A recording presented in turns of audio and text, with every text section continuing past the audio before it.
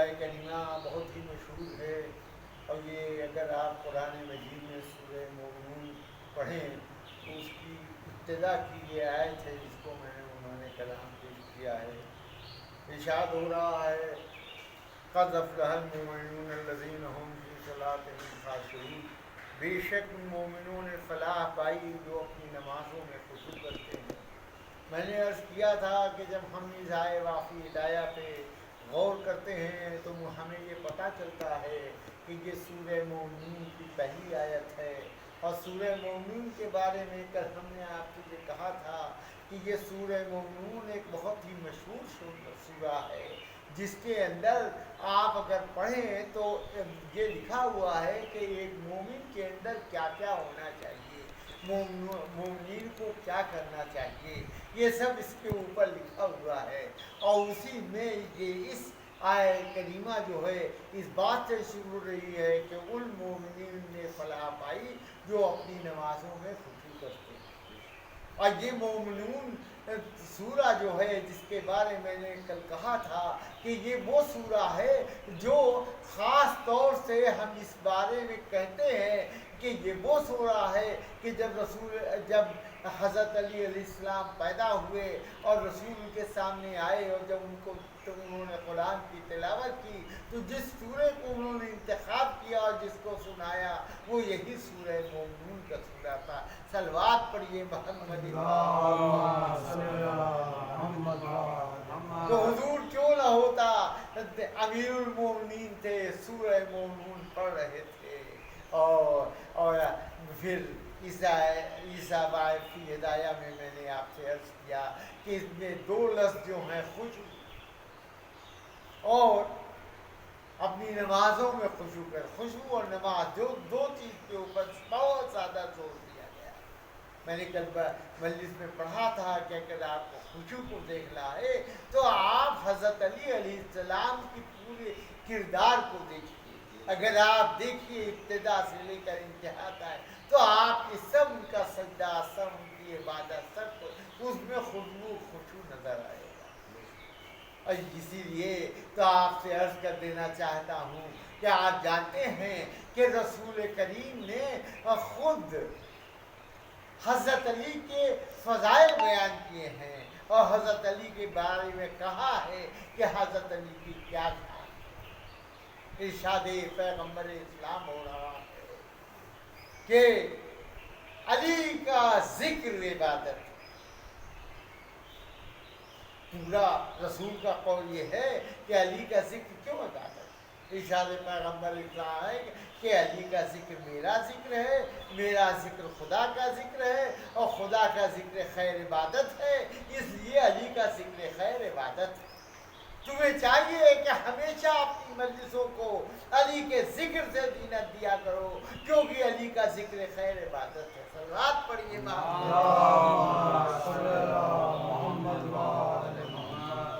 اسی لیے جب یہ لفظ علی آ جاتا ہے تو ہم یہ سمجھنے کی کوشش کرتے ہیں کہ علی کے کیا فضائل ہیں۔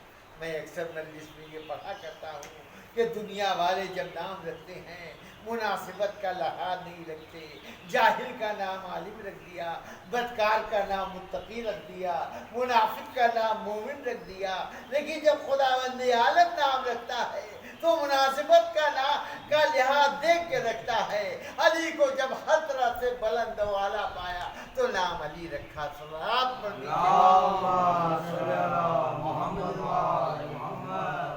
یہ ہے تو علی کو چھوڑ کر کوئی کہا جائے گا۔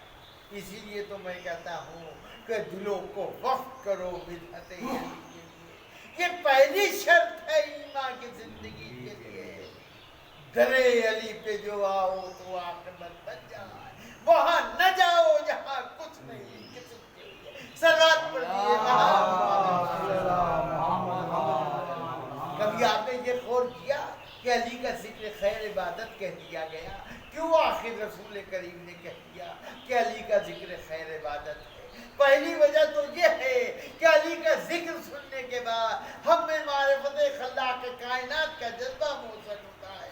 جب ہم یہ دیکھتے ہیں کہ بندے میں یہ صلاحیت ہے کہ جب وہ اشارہ کرتا ہے تو جب اس بندے میں حضرت علی علیہ السلام کی یہ اطلاع ہے، جب وہ اشارہ کرتے ہیں تو آفتاب اپنے مرکز سے پلٹ آتا ہے، جب وہ سامنے سے گزرتے ہیں تو درخت تعظیم کے لیے جھک جاتے ہیں۔ اس سے ہمارا ذہن و دماغ سوچے گا کہ جب ایک بندے میں یہ صلاحیت ہے تو خالق کی عظمتیں کیا ہوں گی۔ صلوات پڑھتے ہیں۔ اور دوسری وجہ کیا ہے علی کا ذکر کیوں ہوتا؟ اس لیے کہ پوری علی کی زندگی کو آپ دیکھیے عبادت سے مملو نظر آئے۔ کبھی آپ یہ دیکھیں گے کہ علی ابن ابی طالب نماز کی ادائیگی کر رہے ہیں، کفار و مشرکین سے جہاد میں مصروف ہے۔ کبھی آپ یہ دیکھیں گے کہ یہودی کا باغ سیکھ رہے ہیں، کبھی آپ یہ دیکھیں گے کہ میسے میں تمبار کی دکان پہ خرمے فروخت کر رہے ہیں۔ ممکن ہے کوئی شخص کہہ دے کہ بھائی نماز کی ادائیگی کرنا، کفار و مشرکین سے جہاد کرنا، یہ تو عبادت ہے۔ دیکھیے میسے میں تمبار کی دکان پر خرمے فروخت کرنا اور یہودی کا باغ سیکھنا کیوں کر عبادت کا؟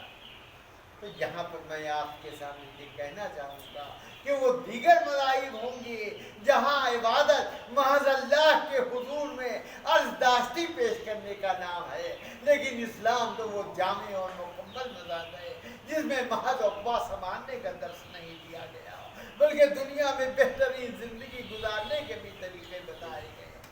تو ایسی صورت میں حضرت علی علیہ السلام کا میسے میں تمار کی دکان کا خرمے فروخت کرنا یا یہودی کا باغ سیکھنا کیوں نہ عبادت قرار دیا جائے؟ صلوات پڑھ دیجیے محمد۔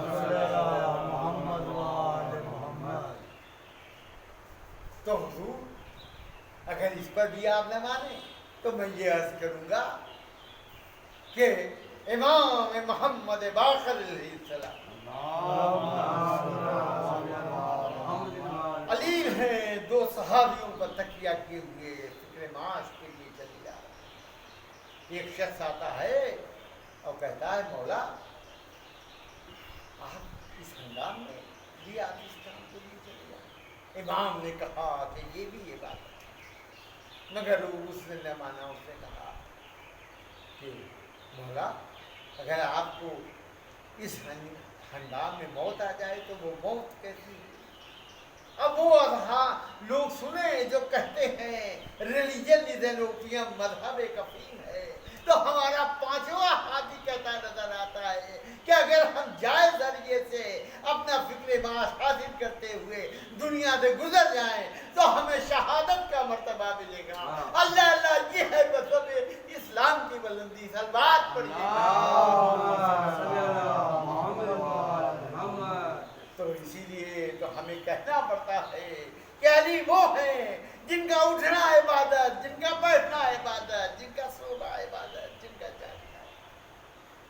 جب ہم یہ سب باتیں اپنی مجلسوں محفل میں پڑھتے ہیں تو لوگ کہتے ہیں دیکھیے ڈاکٹر صاحب کو شاعری کرنے کا بڑا شوق ہے، کیسے کیسے الفاظ علی کی مدح میں صرف کر دیے کہ علی کا اٹھنا، علی کا بیٹھنا، علی کا سونا، علی کا جاگنا سب عبادت ہے۔ میں عرض کروں یہ کوئی شاعری نہیں ہے، یہ کوئی ہوائی خلا بندی نہیں ہے، بلکہ یہ حقیقت کا اظہار ہے۔ ہر وہ شخص جو علی کی زندگی پہ طائرانہ نظر بھی ڈالی ہے وہ یہ کہنے پر مجبور ہے کہ علی کا اٹھنا، علی کا بیٹھنا، علی کا سونا، علی کا جاگنا سب عبادت ہے۔ صلوات پڑھ دیجیے۔ حضور علی کے ایک فضیلت کو کوئی نہیں بیان کر سکتا، اتنے فضائل ہیں کہ ہم چاہیں تو اس کو پورا بیان نہیں کر سکتے۔ اور اگر پوری آپ علی کی زندگی دیکھیے تو ایسی زندگی ملے گی۔ کیا زندگی ہے؟ دیکھیے ایک شاعر نے بہت ہی اچھے انداز میں علی کعبے میں ولادت ہوتی ہے، مسجد میں شہادت ہوتی ہے، جو لائق عزت ہوتا ہے ہر حال میں عزت ہوتی ہے۔ صلوات پڑھیے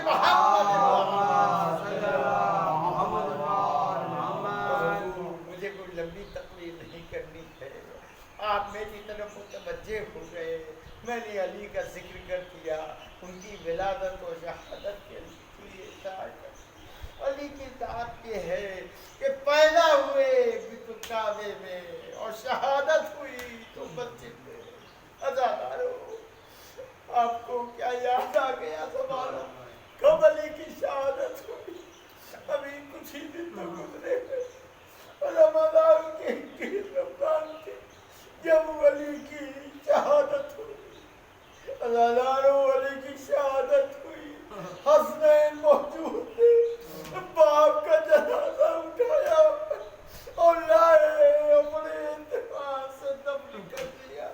لیکن مجھے تو علی کا لال حسین یاد آ رہا ہے، ارے جس کے ساتھ وہ ظلم کیا گیا، جس کی دنیا میں کوئی دوسری مثال نہ ملے گی۔ عزادارو، ارے آج کون سی تاریخ ہو گئی؟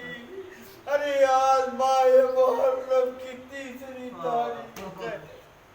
ارے آپ نے جب سے محرم کا چاند دیکھا ہے، آپ نے اپنے گھر میں فرش عزائے حسین بچھا دیا ہے، حسین کے مصائب کو سن رہے ہیں اور رو رہے ہیں۔ عزادارو، کیا آپ کو یاد دلاؤں کہ جب 28 رجب تھی، جب حسین نے مدینہ چھوڑا اور روانہ ہوئے اور چلتے چلتے یہی دوسری محرم آ گئی، جب امام حسین جس گھوڑے پہ جا رہے تھے وہ گھوڑا ایک بار رک گیا، اب آگے نہیں بڑھتا۔ امام نے 7 گھوڑے بدلے، لیکن گھوڑا جو ہے وہ آگے نہیں بڑھ رہا ہے۔ امام گھوڑے سے اترے، لوگ پوچھا کہ بھائی یہ زمین کس کی ہے؟ لوگوں نے بتایا یہ زمین بنی اسد کی ہے۔ بنی اسد آئے، امام نے پوچھنا شروع کیا، ارے اس زمین کا کیا نام ہے؟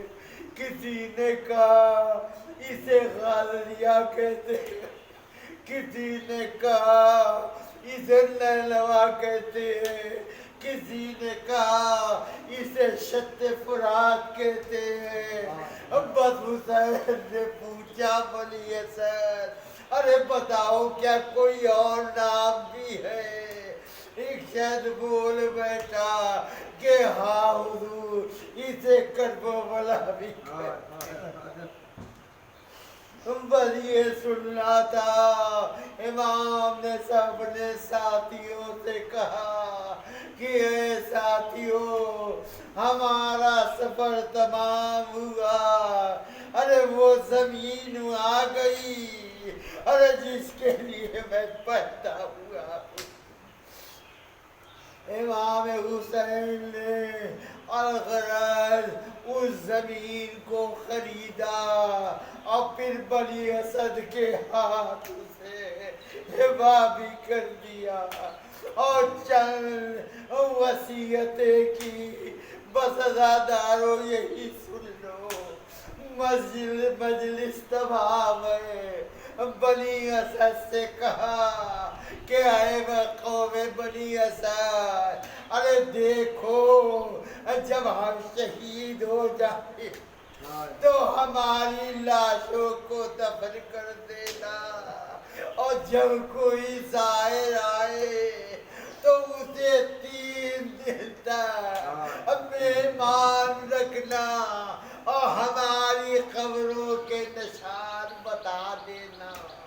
ارے پھر روایت کا فقرہ ہے کہ امام ان کی عورتوں کی طرف مخاطب ہوئے اور کہا اے بنی اسد کی عورتوں، اگر تمہارے ماں خوف عزیز سے ہماری لاشوں کو دفن نہ کرے تو تم انہیں غیرت دلانا تاکہ ہماری لاشیں دفن ہو جائیں۔ پھر روایت کا عجیب فقرہ ہے، امام بلی اسد کے چھوٹے چھوٹے بچوں کی طرف مخاطب ہوئے اور کہا کہ اے بچوں، ارے تو کب سے لو، ارے تو دیکھو یاد رکھنا، جب ہماری لاشیں دفن نہ ہوں تو کھیلتے ہوئے آنا اور ایک مشت خاک اٹھا کر ہماری لاشوں پہ ڈال دینا۔ عزادارو، امام نے اس کا اہتمام تو بہت کیا، لیکن ان کی شہادت کے بعد 2 روز تک امام حسین اور ان کے اعزاء و انصار کا لاشا بے گور و کفن جلتی ہوئی زمین پر پڑا رہا۔ ارے جبھی تو ہمارے 12ویں امام زیارت ناحیہ میں کہتے ہیں، ارے سلام ہو ان پر، ارے جن کو چند اہل قریہ نے رحم کھا کر دفن